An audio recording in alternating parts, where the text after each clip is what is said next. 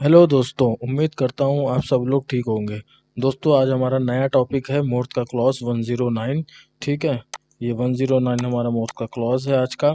और इसकी हेडिंग है सेटिंग आउट। सेटिंग आउट मतलब जब हम प्रोजेक्ट को स्टार्ट करते हैं उससे पहले हमें क्या क्या चीज़ें प्रोजेक्ट पे सेट करनी पड़ती है टेक्निकली। जो टेक्निकल चीज़ें क्या क्या चीज़ें सेट करनी पड़ती है उस प्रोजेक्ट पे हमको आगे की वर्किंग करने के लिए, उसके बारे में ये सारा क्लॉज बताया गया है। इसमें 9 जो है सब क्लॉज है, यानी कि 9 सब क्लॉज हैं जो 109.9 तक हैं।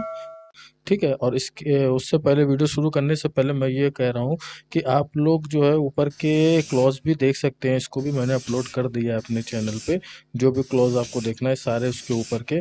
और ये मैं धीरे धीरे सारे क्लॉज की वीडियो डालता जा रहा हूँ। और किसी में कोई प्रॉब्लम आपको आ रही है तो आप कमेंट करके पूछ सकते हैं। ठीक है दोस्तों, तो चलिए शुरू करते हैं आज की हमारी वीडियो।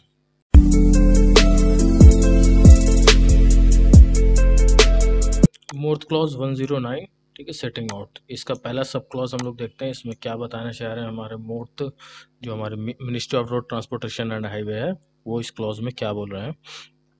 तो इसमें बोलते हैं कि जो हमारा कॉन्ट्रैक्टर जो है वर्किंग बेंचमार्क एक इस्टेब्लिश करेगा। ठीक है, बेंचमार्क अगर आपको नहीं मालूम है तो मैंने ये वीडियो बना रखा है। ठीक है, लेवल्स के ऊपर ये वीडियो को आप देख सकते हैं। इसमें जाके सारे लेवल्स आपको मिल जाएंगे, क्या चीज़ बेंचमार्क होता है, ठीक है, क्या सी लेवल होता है, ये सब मिल जाएगा। चलिए, बेंचमार्क हमारे प्रोजेक्ट का एक पॉइंट है, मान लीजिए वो हमारे प्रोजेक्ट पे मीन सी लेवल से कितना ऊपर है। ठीक है, उसका लेवल हमारे मीन सी लेवल से, जो नियरेस्ट मीन सी लेवल है, उससे कितना ऊपर है, उस पॉइंट का जो लेवल है उसको बेंचमार्क बोलते हैं। ठीक है, वो हम कॉन्ट्रैक्टर को इस्टेब्लिश करना होगा with the reference of benchmark. ठीक है, एक रेफरेंस रहेगा जो आपको डॉक्यूमेंट्स मिले हैं, जो डिटेल प्रोजेक्ट रिपोर्ट है। ठीक है, वो आप में ऑलरेडी एक बेंचमार्क दिया होगा, उसके रेफरेंस में आपको खुद का बेंचमार्क इस्टेब्लिश करना होगा। इसको टेम्परेरी बेंचमार्क भी बोलते हैं, परमानेंट बेंचमार्क भी बोलते हैं। ठीक है, अब वो बोल रहे हैं इसको इस्टेब्लिश करने में क्या है। इसको इस्टेब्लिश करने में आपको क्या करना है कि जो वर्किंग बेंचमार्क होगा, ठीक है, जो वर्किंग बेंचमार्क आप लोग वो कोई पॉइंट का लेवल लेंगे, उसको इस्टेब्लिश करेंगे, वो आपको रेट ऑफ 4 पर किलोमीटर, यानी कि 1 किलोमीटर में 4 बेंचमार्क आपको लगाने हैं। तो एवरेज बना 250 का। 250 मीटर पे मतलब 250 मीटर्स पे आपको एक बेंचमार्क बनाना होगा। ठीक है, टेम्परेरी बेंचमार्क या परमानेंट बेंचमार्क। उसके आगे क्या बोलता है और, ठीक है, उसके आगे क्या कर सकते हैं आप, ऑल ड्रेनेज स्ट्रक्चर्स, कोई अगर आसपास आपको ड्रेनेज स्ट्रक्चर दिख रहा है जो कि आपके इस ये 4 पर किलोमीटर को लाई नहीं कर रहा, मान लीजिए 300 मीटर या 400 मीटर पे आपको दिख रहा है, या एक बेंचमार्क आपने लगाया उसके 300 मीटर पे ही दूसरा दिख जा रहा है, या 100 मीटर पे दूसरा दिख जा रहा है, जो ड्रेनेज स्ट्रक्चर है या वहाँ का ओवर ब्रिज है या अंडरपास है। मतलब कहने का मतलब ये है कि वहाँ पे कोई परमानेंट स्ट्रक्चर है जो आपके प्रोजेक्ट रहते रहते तो नहीं हटने वाला। जब तक आप प्रोजेक्ट कंप्लीट कर लेंगे तब तक वो वहाँ पे रहेगा, वो परमानेंट स्ट्रक्चर। तो ऐसे स्ट्रक्चर्स को बेंचमार्क बनाना ज़्यादा अच्छा होता है हमारे प्रोजेक्ट के लिए। ठीक है, अच्छा क्यों होता है अभी आगे की लाइन में आपको पता चलेगा। तो हमने ये इसमें बोल रहा है कि 4 पर किलोमीटर आपको बेंचमार्क बनाने हैं, 250 पे एक बनाना है। ठीक है, 250 पे नहीं मिल रहा है तो 300 पे बना लीजिए, लेकिन 1 किलोमीटर के अंदर 4 आने चाहिए, उसका कहने का मतलब ये है। ठीक है, और अगर बीच में कोई परमानेंट स्ट्रक्चर आ रहा है, ठीक है, उसने यहाँ पे और 3 ही नाम दिए हैं, कोई भी परमानेंट स्ट्रक्चर आप ले सकते हैं, उसको टेम्परेरी बेंचमार्क या परमानेंट बेंचमार्क आप बना सकते हैं अपने प्रोजेक्ट को कंप्लीट करने के लिए। ठीक है, और ये जो आप बेंचमार्क बनाएंगे ये आपको इंजीनियर से अप्रूव्ड होना चाहिए। ठीक है, अप्रूव फ्रॉम द इंजीनियर। ठीक है, वर्किंग बेंचमार्क अप्रूव करवाना पड़ेगा। अब इसका क्या है कि हर महीने आपको इसको चेक भी करते रहना पड़ेगा कि उसमें एडजस्टमेंट नहीं हुआ है। जैसे कि कोई टेम्परेरी बेंचमार्क है, टेम्परेरी बेंचमार्क में आप एक पोल जो है इंसर्ट कर देते हैं ग्राउंड में, उस पोल का टॉप ले लेते हैं।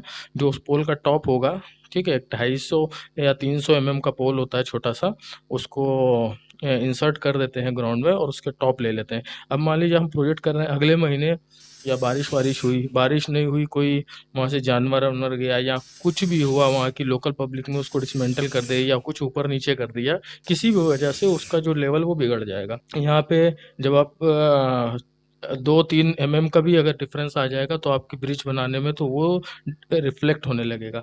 तो इसलिए हर महीने आपको सारे टेम्परेरी बेंचमार्क है उसको वो रिकॉर्ड करना पड़ेगा हर महीने। अगर उसमें कोई एडजस्टमेंट हुआ है तो उसका भी अप्रूवल लेना पड़ेगा इंजीनियर से, ठीक है, और इसको रिकॉर्ड करना पड़ेगा। और ये जो अप टू डेट रिकॉर्ड है सारे बेंचमार्क का, ठीक है, और जो आप पहले से अप्रूव करा चुके हैं, ठीक है। एक मैं आपको टेबल दिखाता हूँ कि इस तरह से आप एक बेंचमार्क का टीबीएम बना सकते हैं। इसका पहले क्या था, अभी एडजस्ट होने के बाद क्या हो गया है, ठीक है, वैसा आप कर सकते हैं। दोस्तों ये जो टेबल है इसको मैं दिखाने की बात कर रहा हूँ। देखिए ये टेबल जो बनाई गई है दिसंबर 2019 का डाटा है। दिसंबर 2019 में इसको रिव्यू किया गया था टीबीएम को। ये टीबीएम नेम है जो सर्वेयर ने अपने हिसाब से अपने आप को समझने के लिए उसने एक कोडिंग कर रखी है ये सारे टीबीएम की, ठीक है। ये टीबीएम नेम है और ये लोकेशन है उस टीबीएम की लोकेशन यानी चेनेज। ये चेनेज के बारे में मैं इस वीडियो में बता चुका हूँ, आप जाके देख सकते हैं चेनेज क्या होता है। और डिटेल में अगर चाहिए तो आप कमेंट कर दीजिएगा, तो मैं उस पर भी वीडियो बना दूंगा, ठीक है। तो ये लोकेशन हो गई इस टीबीएम की। आप इस टीबीएम में जाएंगे तो ये लोकेशन मिल जाएगी, ठीक है। एलएस मतलब होता है लेफ्ट साइड, आरएस मतलब राइट साइड, ठीक है। इस लोकेशन में जाएंगे राइट साइड पे आपको इससे कोड का टीबीएम दिख जाएगा, जिसपे ओल्ड वैल्यू इतनी थी। ओल्ड वैल्यू मतलब नवंबर में जब रिव्यू किया गया था तो वैल्यू इतनी थी। अभी दिसंबर में रिव्यू किया गया है, वैल्यू ये आ गई है। जो मैंने बताया ना कि बारिश हो जाती है या कोई जानवर निकलता है उधर से, या लोकल पब्लिक उसको डिसमेंटल कर देती है, ऊपर नीचे कर देती है, कोई भी रीज़न हो सकता है जिसकी वजह से टीबीएम वैल्यू थोड़ी चेंज हो जाती है। तो उसको इसलिए हर महीने रिव्यू करना पड़ता है और क्लाइंट को सबमिट करना पड़ता है, ठीक है। और जो परमानेंट स्ट्रक्चर की मैं बात कर रहा था, देखिए ये इस होम स्टेयर है, वहाँ पे कोई घर होगा उनके स्टेयर्स पे इन्होंने टीबीएम अपना रख लिया है परमानेंट स्टेयर पे। उसकी कोडिंग ये है, इसमें देखिए सिर्फ 2 mm का डिफरेंस आ रहा है। ये 2 mm जब टीबीएम जब हम लोग लेवल रिकॉर्ड करते हैं टीबीएम के लिए, तो उसमें रिकॉर्ड के टाइम पे भी इतनी एरर आ जाती है, ठीक है। देखिए ये 0 है, ये भी देखिए कोई घर की वॉल है। तो जो परमानेंट स्ट्रक्चर होते हैं ना उसमें 1 mm 2 mm का ही डिफरेंस आता है, लेकिन जो हमारे टीबीएम पिलर होते हैं उसमें मेजर डिफरेंस भी आ सकता है। जैसे ये देखिए 6 mm हो गया, 6 mm बहुत ज़्यादा माना जाता है, ये 4 mm डाउन हो गया है, ठीक है। ये सारी चीज़ें वैसे इतना मेजर डिफरेंस नहीं आता, लेकिन जब आप आगे बढ़ेंगे प्रोजेक्ट जैसे जैसे आगे जाएगा वैसे वैसे ये डिफरेंस ने बढ़ता और घटता रहेगा, ज़्यादा मतलब ज़्यादा क्वांटिटी में। तो इसलिए मैं बोल रहा था परमानेंट स्ट्रक्चर होता है वो हमारे प्रोजेक्ट पे अच्छा काम करता है, वो हमारे प्रोजेक्ट के लिए बेनिफिशियल होता है, उस पे टीबीएम देना, क्योंकि वो परमानेंट स्ट्रक्चर है वो ऐसा का वैसा ही रहेगा वहाँ पे, ठीक है। अब जैसे यहाँ पे देखिए, ये देखिए एक टेम्पल है वहाँ पे, ठीक है। इसमें भी देखिए 2 mm का आया है। ये 2 mm मैं वही जो कह रहा हूँ कि ये 2 mm टीबीएम रिकॉर्ड करते टाइम, उसका लेवल रिकॉर्ड करते टाइम ये 2 mm का डिफरेंस आ जाता है, ठीक है दोस्तों। दोस्तों आपने ये टेबल देख लिया है, इस तरह से आप बना के सबमिट कर सकते हैं। और वो सबमिट करने का मतलब अपने पास एक कॉपी रखेंगे और एक कॉपी जो है इंजीनियर को उसके रिकॉर्ड के लिए दे देंगे, ठीक है, ताकि वो चेक कर सके कि आपने जो प्रोजेक्ट पे काम किया है वहाँ से वो टीबीएम से उस और टीबीएम का रेफरेंस लेके, जो टेम्परेरी बेंचमार्क है उसका रेफरेंस लेके आपके काम को चेक कर सके कि आपने अपना जो वर्क किया, जो एग्जीक्यूट किया है वो प्रॉपर लाइन लेवल में है कि नहीं है, ठीक है दोस्तों। तो दोस्तों जुड़े रहिए मेरे चैनल के साथ और अपना ख्याल रखिए। मिलते हैं अगले वीडियो में अगले क्लास के साथ। जय हिंद।